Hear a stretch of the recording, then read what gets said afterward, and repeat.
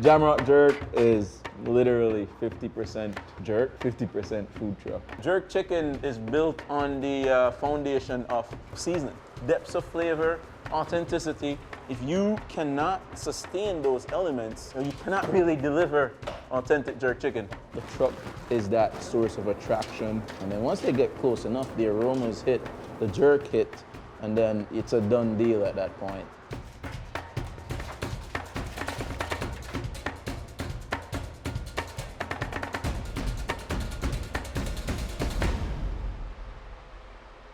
All right, guys, it's 9 a.m. We're gonna start prepping these seasonings. We use a combination of powders, also a liquid base that we use to build the base for the jerk chicken, the jerk pork. So what we're pouring out here now is nutmeg powder, and black pepper here, and garlic powder. So this is a Maggi seasoning. It's a favorite of Jamaicans. This is a big ingredient for us. Powdered seasonings are in place. We're gonna get some of this liquid base here now. I've always hated these buckets. They're a pain to open. Under no circumstances is there anything that surpasses the importance of the wet jerk marinade. Essentially, the jerk marinade here consists of fresh seasonings. So you have your Scotch bonnet, the raw elements of scallions, green onions. There's also nutmeg in it as well.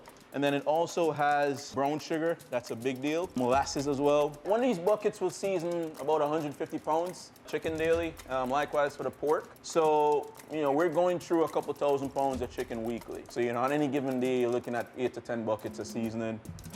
The idea of jerk, it originally came about from the indigenous people, the Tainos and the Arawaks, and subsequently the Maroons, which I'm also a part of that special group of people as well. They are runaway slaves, and during that time, they would smoke their meat over pimento wood, whatever they had available to them. And that's how the concept of the jerk was coined. After all that paddling, this is the result here. I tend to just grab a quick taste just to make sure I mixed it properly. Good stuff. If we're gonna achieve perfect marination, we have to prep the meat for that. I could, for example, take this chicken leg and just marinate it, but what about the undersides of the meat here? You're gonna have flavor all over here, but nothing here. What we've ensured that we do here at Jamrock is we peel back these skins. So when it gets seasoned, naturally the skin is gonna fold back, and guess what happens? We have seasonings marinating straight through to the bone. Critical step, we're not missing it here. On any given week, we're going through about 9,000 pounds of chicken. This is gonna be enough chicken for one of our food truck locations on a given day. What we're looking at here is our tumblers. These carry out that seasoning process for us in a quick way, tumbling 150 pounds of meat. Everything's gonna get perfectly marinated. This, I think, is perhaps one of the single greatest improvements that we've made. What this has done is replace the labor-intensive hand seasoning process of 8,000 to 9,000 pounds of meat. We didn't know what we didn't have until we actually received these tumblers. All right, I think we hit that 3-minute mark. There we go. Good stuff. We spoke about peeling back the skin earlier. This is why. All right? And we're gonna get it straight into the refrigerator, and then it's gonna sit for that 24 to 48 hours of marination. So we're just grabbing some pork here. One of these cases weighs about 75 pounds. It's boneless pork shoulder, beautiful meat. Good stuff here, good stuff. Pork is actually where the origins of jerk actually started. The slaves ran away to the mountains, back in the 1600s. They weren't hunting chickens. They were hunting wild pigs, wild boars. It's my favorite and the favorite of many Jamaicans worldwide.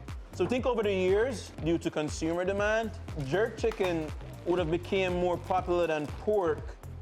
We're gonna execute seasoning here in much of the same manner that we did for the jerk chicken. So on Tuesdays, we're receiving our first delivery for the week. That gets seasoned and now sits and marinates for the next 2 days. And then on Thursday, we're pulling those tubs of marinated meat out And we're beginning that in-between secret process that we include in what we do here just to ensure that we're able to keep things at volume. So you're looking at 3 days later, whatever meat we prepped is finding its way in a cooler to be delivered by a supply van to a food truck and then on a grill out there in the streets. All right, so we're gonna hit the marinade for the oxtail now. We don't do jerk oxtails. That's not a thing, that's not Jamaican. But oxtails remains traditionally a dish that is stewed. We're gonna prepare a marinade that's suited for that specifically. And we use a ton more garlic for that to help to tenderize the oxtail meat.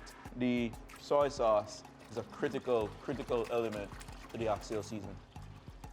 We've gotten our liquid base in. We're gonna add a cup of black pepper again, or Maggi seasoning again. We're gonna add about 4 cups of garlic powder.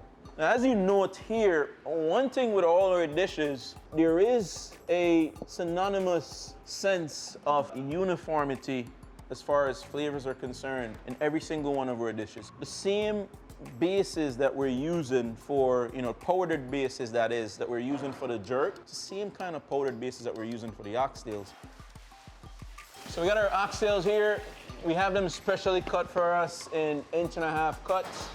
What we discovered was when the pieces are too small, when it goes through the stewing process, it ends up falling off the bone. That is a no-no for Jamaicans. Your oxtail must fall off the bone only when you're about to eat it, not before.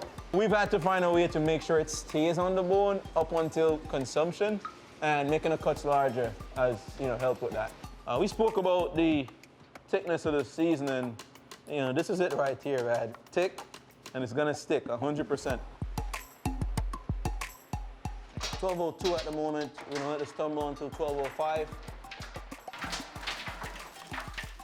All right, we're gonna get these inside the cooler, begin that marination process again. The culinary mastermind of every single thing that's amazing about Jamrock Jerk when it comes to food, my wife Anthyne. So this is stewed oxtails, and this has been marinating for 2 days. For the stewed oxtails, we use the same seasonings as the rice and peas. The onion, the scallions, the thyme, the ginger, and the hot pepper, and of course the pimento. Interestingly, during the slavery era, the oxtail, it was basically a throwaway meat in that the slave owners would throw it away or it would be available to the slaves. But now, it's so expensive, it's a high price item and everything. We're going to cook it on high heat for 45 minutes, and after that time elapsed, we'll turn it down to medium heat and have it cooked for 90 minutes on low heat. All right, so now that our oxtails is almost complete, we're gonna add the last ingredient, which is butter beans. It gives it a nice creamy texture. Interestingly, when we started this business, I wasn't confident enough that I'm able to turn around all this food. So we started with a chef, and the chef could only make 2 pounds of rice at a time. And from then, I said, that's not gonna work. And from that day, I've started cooking all the recipes here. This oxtail is now cooked and ready to be served. We don't want it to completely fall off the bone, just tender enough. When I get this grill prepped and ready to go, service is coming up in a couple of minutes, within the hour or so. And we use a combination of charcoal and also a specific kind of wood to give it a unique flavor.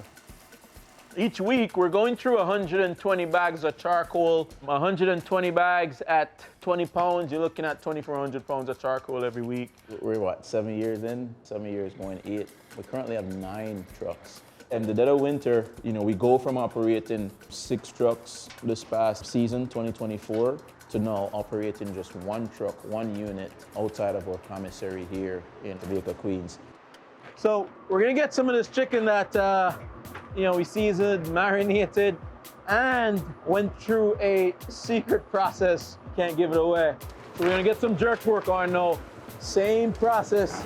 Once we started getting things moving over here, grills are firing, everything's looking good, we're gonna move things up to the top shelf, all right? A lot of fat, a lot of sizzle on that. And as you can see here, it's just doing its thing. We didn't think about a restaurant initially. Over the years, we've thought about it, but the unique idea of having the jerk and smoking it outside, that element is missing in the restaurant setting, so that's why we've always stick to food trucks instead. We can't say we're authentic if we're not able to deliver that element to the experience. So listen, this chicken is done, and it is beautiful. This is it right here. We see at this point, all that seasoning is embedded in this meat. What defines authentic? Is it sticking to the processes, or is it using specific ingredients? For us, it's a combination of both things. Jamaica or roots, the island, the spices that are produced on the island, those live in each and every aspect of the operation. I must clarify something as well, because we keep using the term food truck. We're not a food truck, we're a food cart. There's that open engagement that for food cart operation affords that you can never get in a truck. The Jamrock Jerk is 50% cart, 50% food. You can't have one without the other.